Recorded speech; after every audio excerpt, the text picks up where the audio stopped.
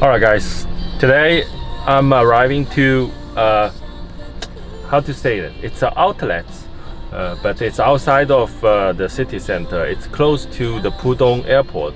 So I drove almost like 1 hour from home to get here, and I haven't been this place. So I will take the camera and bring you guys and have a look. In the meantime, we are going to talk about some interesting topic.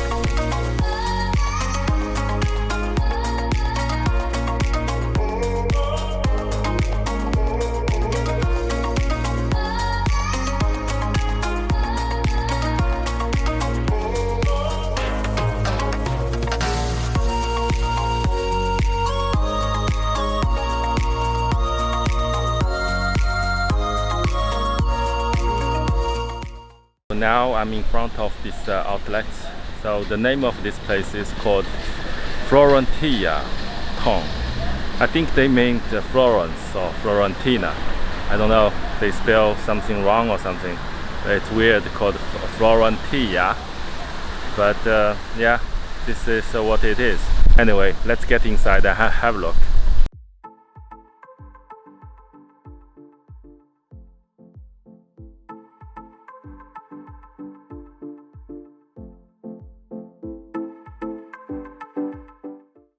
This is a pretty commercialized place. I was interrupted by the security guard for twice almost, by stopping me to taking photos or taking footages. The reason that they stop you, which is they say it's a commercialized place, and they have their rules that you can't taking pictures for those branding stuff.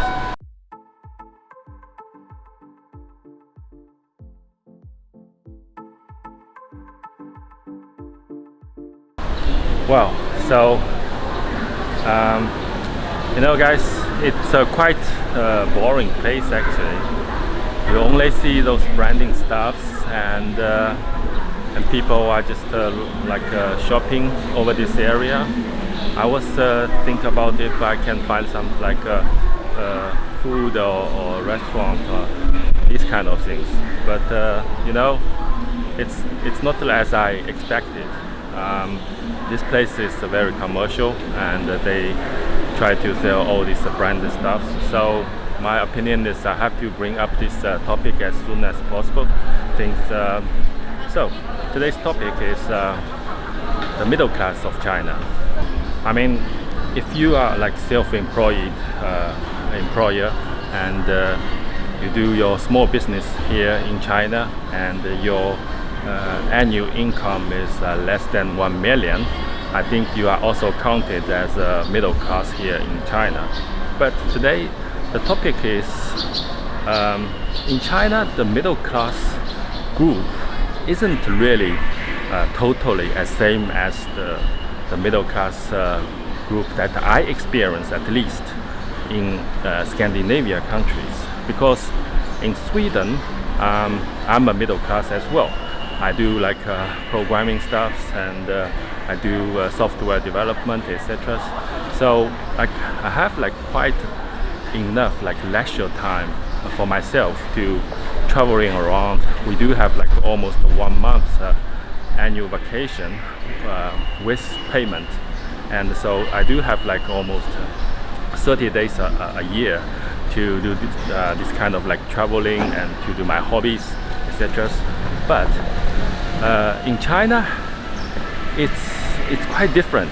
Sometimes you got a few days, because by law we only have 5 days annually vacation, and then it's based on different company. It can give you some compensation about maybe 10 days or 8 days. So you don't really have a lot of personal time, and due to the working time is also very long.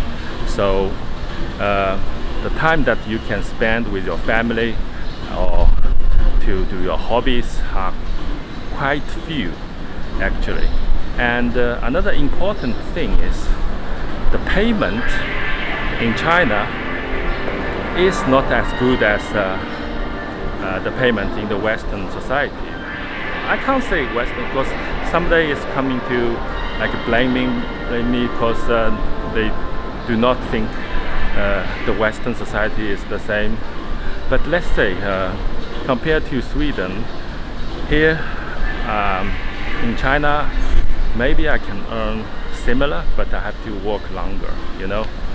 So this is one point.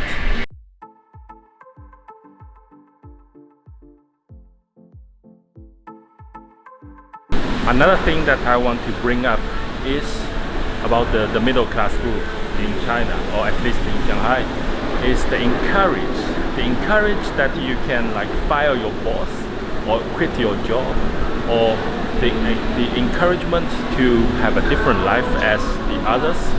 I mean, if you have a couple of savings in China, like if you want to do like a half-year traveling, then probably you don't have this kind of encourage to quit your job, because for a long run, if you like quit your job for half a year, then you try to get back, then in the recruitment they will ask you why did you stop your job, or did you have any like problem with your previous boss. Like I know in Sweden they do like a background check also, but here it's like even your previous boss treat you like an asshole, and you know, you are not very comfortable with the position, especially the guanxi or the relationship between the colleagues or co-workers, and you still have to stuck with the same position because you don't have the encourage to quit, because you usually like those middle-aged person or the like people from 30s, and they have a very heavy mortgage landing upon on them, so which means they have to pay the interest every month, and the rate is very high. So for them, for sure, it is sorry, still holding another hand. So for them, it's another constraints that they have to deal with. Then those like group, we call them like middle class. When the society has some kind of issues, they are not there to jump out and criticize the issue. I know there's an English word called it is called cynicism. Oh, yeah, cynicism. Yes, I think this is the correct word. Cynicism. In Chinese, it means like a dog look like a Confucianist. So which means you do not have the power, or you have the encourage to struggling if you are even like faced some kind of negative things happening around you. So this probably it's another topic that I should to bring up to you guys, because I'm like belongs to this kind of group, and I have pretty much like experience around that. Sorry, in that, and that's another point.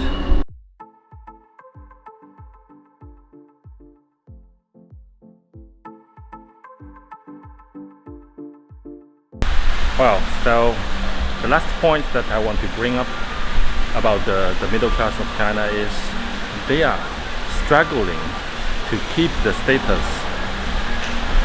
By saying like keeping status, I mean you have to spend money to buy those luxury things, like everything that I saw or we saw here, like Gucci or Prada or Giorgio Armani, and because you have to make yourself look like a decent person to go to the polish office every day, and like between the colleagues, usually they're talking about like the luxury lifestyle, because they are looking for upgrade, to the elite of this country, but they are like beneath that. They have to struggle and to earn money and to keep the status of that. Then also they probably will talk about like a luxury car, and all this kind of elite lifestyle, and also going abroad, maybe to go to Europe, go to the US to do a short excursion, not a short excursion, but maybe 10 days vacation. It's also something that you can show off between your colleagues.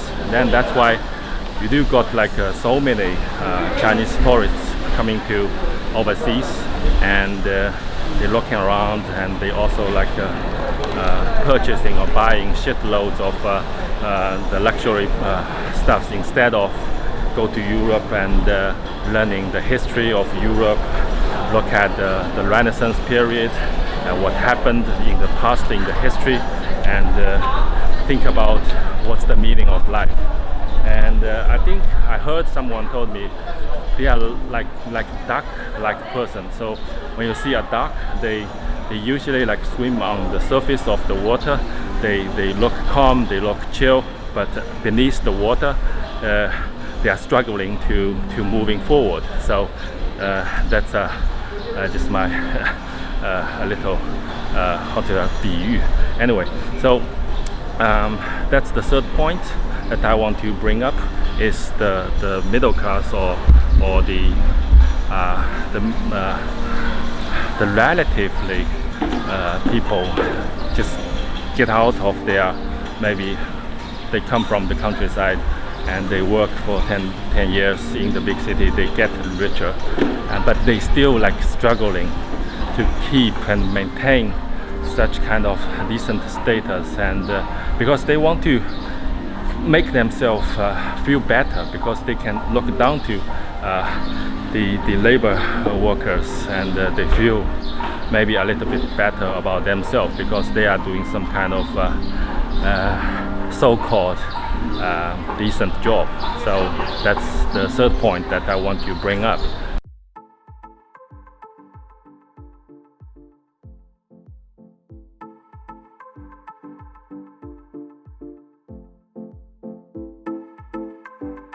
So I just bought this Starbucks.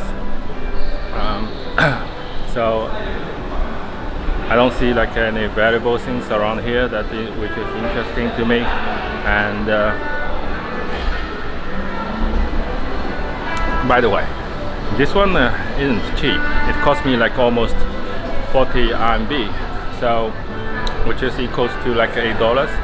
I think nowadays this coffee shops, the Starbucks, are having the similar price as the US, and people like Starbucks. Actually, they do a pretty nice business here in China. But anyway, it's quite hot, and I don't see any reason to walking around this area, because it's quite tedious, only the shops, and yeah, I mean, cheers guys, and thanks for watching, and see you next time.